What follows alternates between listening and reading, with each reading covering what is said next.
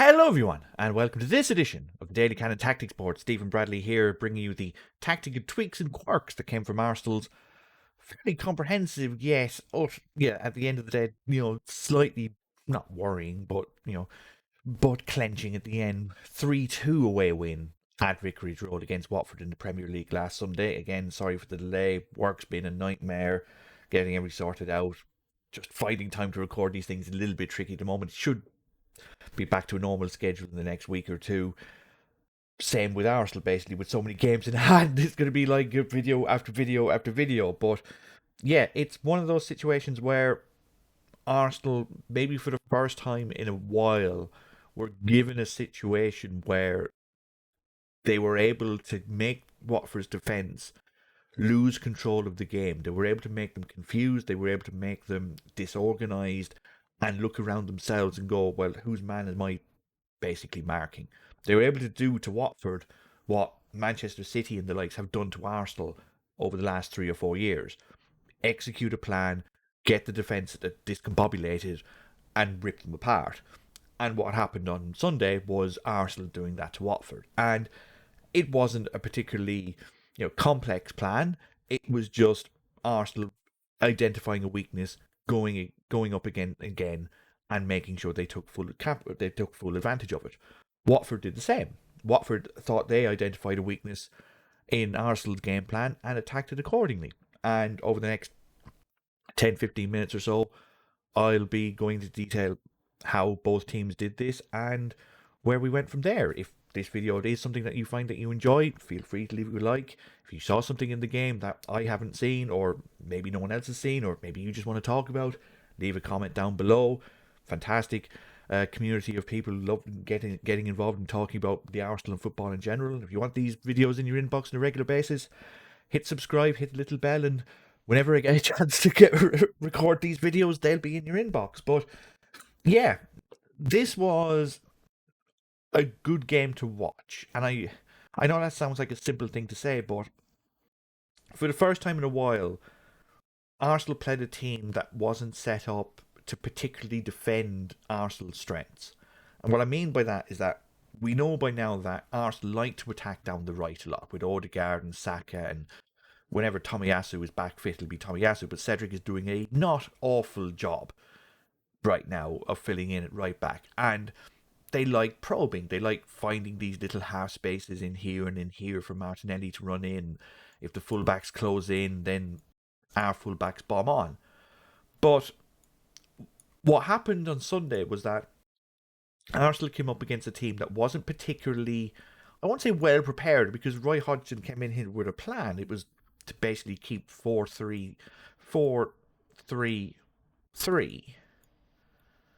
and just try and make Arsenal play through 3 lines. It's not a complicated defence, but considering that, Roy Hodgson's only been there a few weeks, it's probably the best he can do under certain circumstances. And it's okay, but what happens is that when you're playing a team like Arsenal, they can find gaps.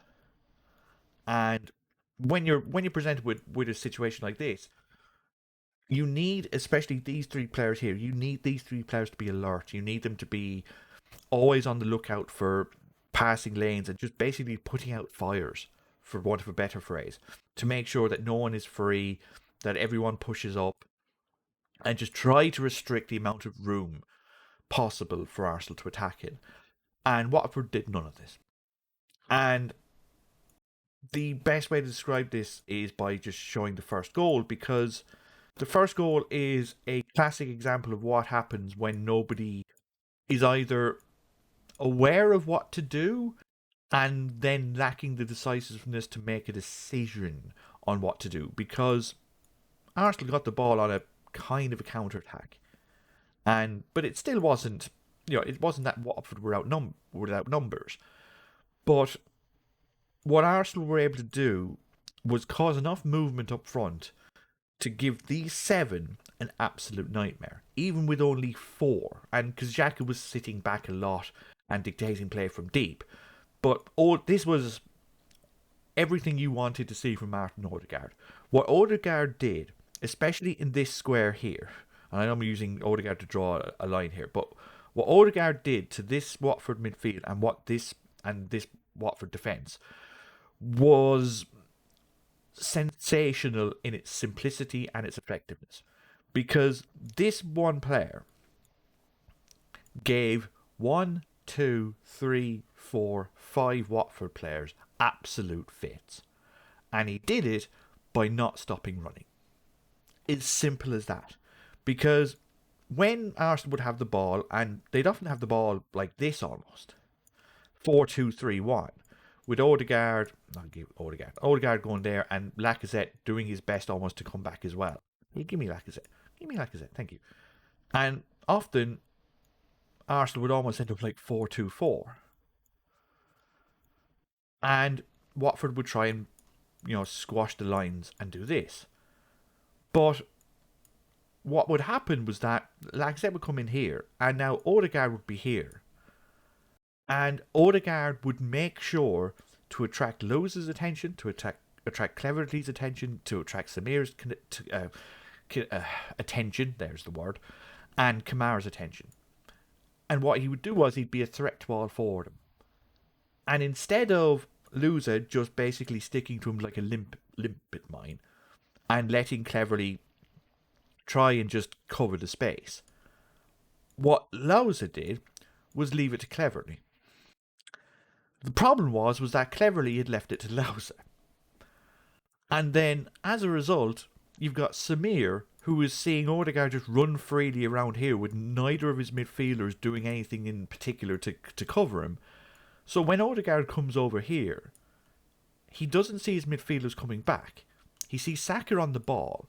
He sees Kamara and Cleverly go towards him.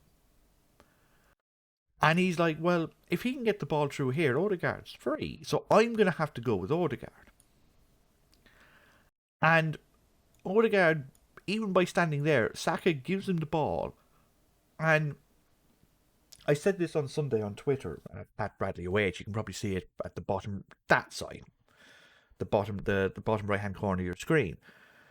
What Saka and Odegaard have a brilliant ability to do is, if you think they're going to pass the ball that way, they look like they're going to pass the ball that way, but at the very last second, it goes that way. Like, they can change the angle of attack. It looks, if Saka gives the ball to Odegaard here, Louza should be thinking, right, I'm going to go here, because the ball's obviously going to go here. Cleverly can go here, to an extent, to stop Odegaard from giving it there. And now Odegaard's kind of stuck, and you can kind of pin him in. Nope, Odegaard doesn't move, yet has the talent and the technique to let the ball hit his right foot off the back of his right foot and go that way. And now Saka just runs on. Kamara runs back, and this is what I mean by lack of decisiveness and lack of almost effort. Because watch Samir. Go back and watch the game. Obviously, I can't show it here because copyright, blah, blah, blah. I haven't got the £3 billion to show highlights on this channel. Although if you want to fix that by subscribing, feel free. But watch Samir. By the time Odegaard gets here, and Saka gets the ball here, and Kamara is trying to catch him, and even Dennis is trying to catch him at some stage. Like, Dennis is even back here. Like, Cathcart's here, Louza's on him. Samir is 5 yards behind him. It's madness. Like, to see a centre defender just not have the desire to get back as quickly as possible, but he's not running, he's jogging back. And Odegaard, as a result, gets an easy ball, takes a touch, taps it in the far corner, and it's 1-0. And this happened again and again and again, all game long, where Odegaard would draw attention to himself, and Louza, Cleverly, and Samir would look at each other and go, well, he's not my man. So, as a result, they were almost half trying to tackle him and half not. And as a result, he was always here. He was always in space. I mean, we go to our good old friend, Le Heat Map. Obviously, you can see Arsenal with a lot of the ball on the right-hand side.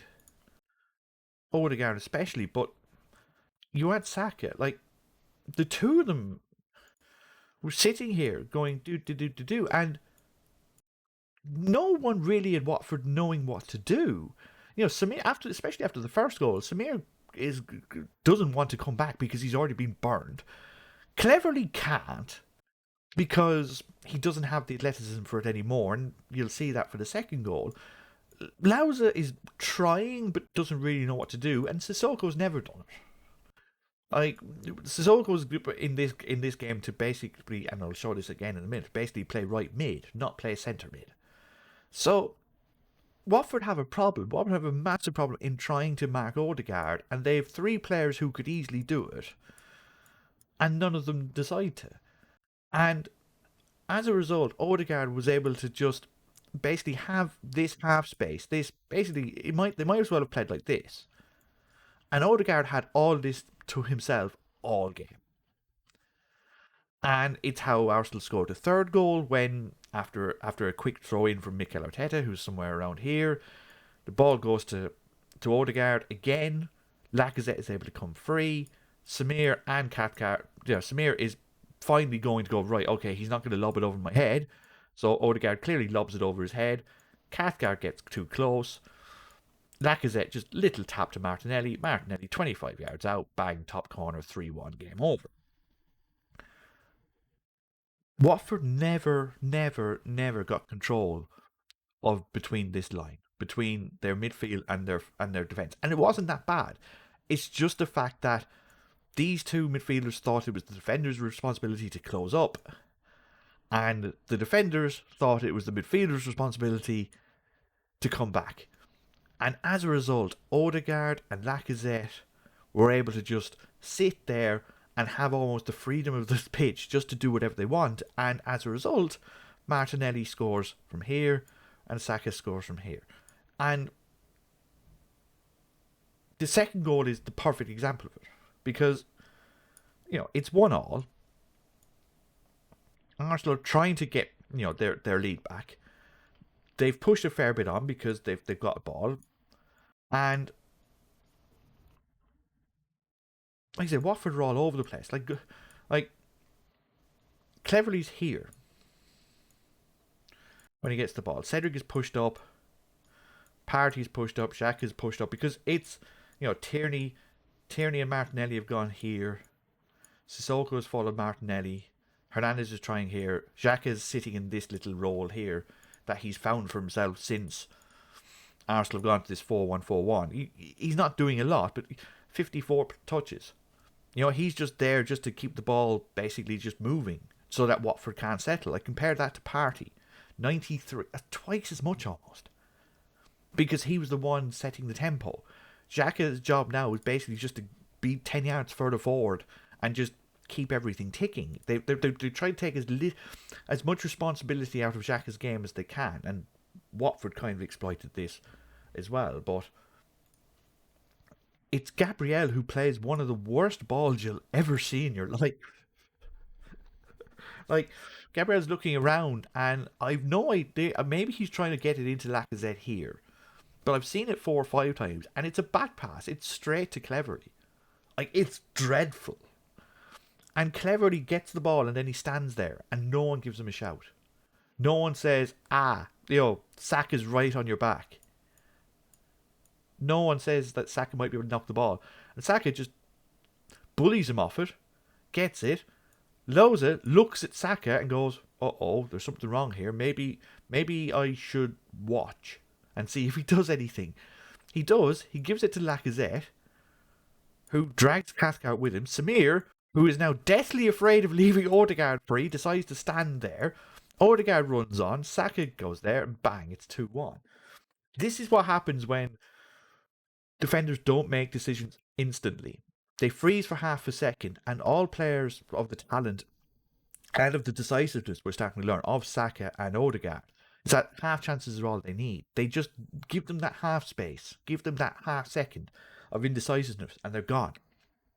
And that's what's been missing from Arsenal for the last couple of years. That ability just to turn it on a switch. Like I said, with the third goal, like I just showed, throw in, 2 passes, bang, they've scored. Like, building up that mindset of just we can do this whenever we want. It takes time and repetition and belief. And Arsenal for years never had any of that. And it's only now where, with a few wins under the belt and a mounting almost dossier of belief in their head, of evidence in their head that they can do it, are they now more willing to do it? And once they get a team that takes half a second to realise what's going on, half a second's all they need. And by the time Watford realise, or Watford decide to do something about it, Ben Foster's diving one way and the ball's gone in the other. The ball's going the other and it's in the net. It's just one of those situations where Arsenal created enough chances to win anyway, but they created so many good chances because they were more decisive than Watford. They were more willing to get on the front foot. They were causing Watford trouble, and Watford weren't doing enough to respond.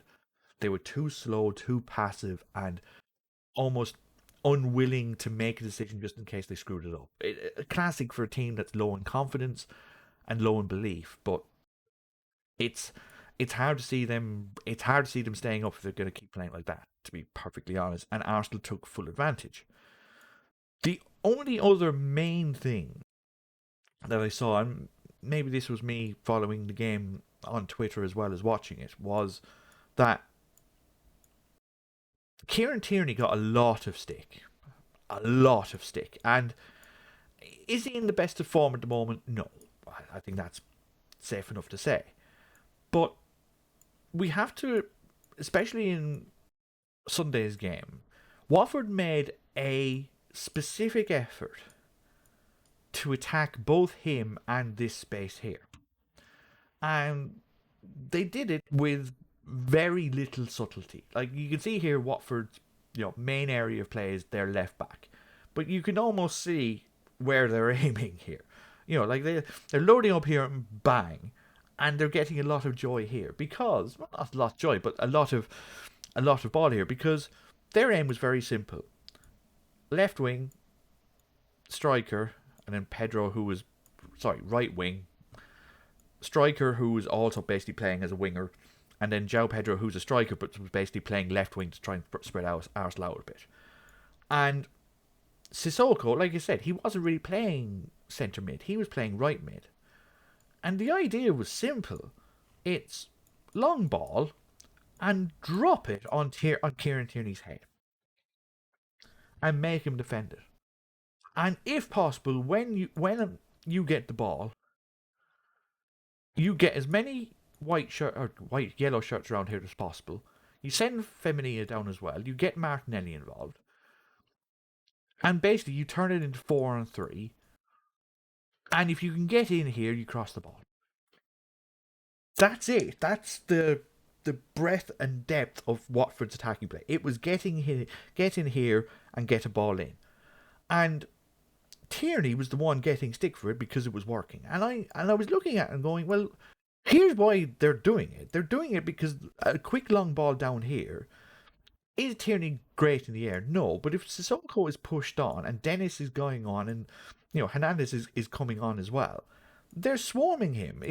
They are making sure that they're isolating him and making sure he's got as little support as possible and looking for the second ball. And then when there would be four of them, and it would often be four of them here, with Pedro on Ben White, what would happen was Hernandez would come into the box, Xhaka would come back eventually, so would Martinelli, and Sissoko would have the ball, he'd give it to Dennis, and Sissoko would immediately stick on Tierney, basically pinning him so that he can't come back.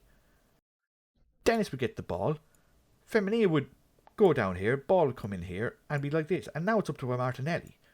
Because Xhaka is the king of making, again, a bit like Laus and a bit like Cleverly. He likes other people making decisions. He's like, you do this, you do that. I'll stay here where there's no real threat and try and guard space. And Femenia gets a good ball in. And I'll get Xhaka. And it goes past everyone. And Hernandez bicycle kicks it in. It's a great finish. And it's just one of those goals where you're like, yeah, you wish your centre backs were a little bit more aggressive with the ball, but it's gone behind all of them. It's one of those ones where you'd like Xhaka to be 5 yards further forward so he can get in the way of it. But again, he's in that spot where he's more interested in making sure that Martinelli and Tierney are doing their job than doing his own. It's just one of those ones where he gets too caught up in the moment. He goes, right, okay, I'm not going to screw up here. You stand here, you stand there. Oh, there's a ball. Oh, he scored. Could he have stopped the cross? Maybe, maybe not. But that's what Watford were taking advantage of. The same way Arsenal were taking advantage of no one picking up Odegaard in here. What Watford were basically hoping to do was cause havoc in between Tierney and Xhaka, and trying to overload Tierney and forcing Xhaka into doing something. Because it's not Tierney that doesn't stop the cross, it's Martinelli, and of course Martinelli doesn't stop the cross because he's a winger. So, watching Watford lob balls down here again, you can see it get yellow here. This was their play. Just get the ball down Arsenal's left. And you can't really, unless Xhaka, sits back, then you're giving up any chance of counterattacks, then you're giving up any chance of just ways of getting the ball out. Like, you don't want to sit back and just let Watford lob bombs into you. So Arsenal did their best to try and push out. But as soon as they did, as soon as they lost the ball, Sissoko would run down the wing, Dennis would run down the wing, Femenil would run down the wing, Hernandez would go down here. And like, when I say Watford tried to get down here as much as possible, like, here's Sissoko. Again, midfielder. That's where Sissoko has the ball most. There. Alright? Dennis, the centre forward.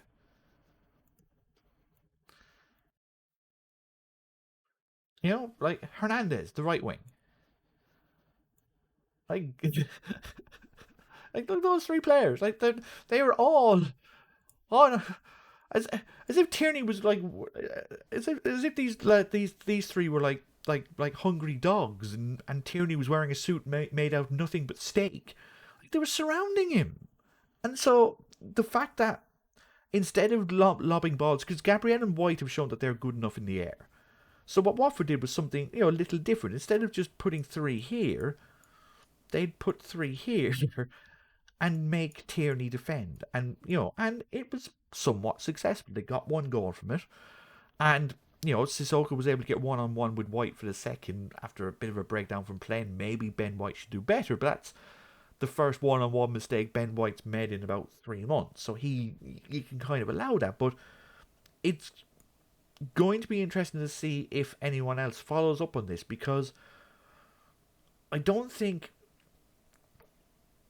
Premier League teams, especially the ones Arsenal are going to come up against in the next few weeks, a Leicester, Leicester aren't going to put Yuri Tielemans here, and Liverpool, when Arsenal play Liverpool next week, like, they're not going to put a midfielder here because, well, this is going to be Trent Alexander-Arnold.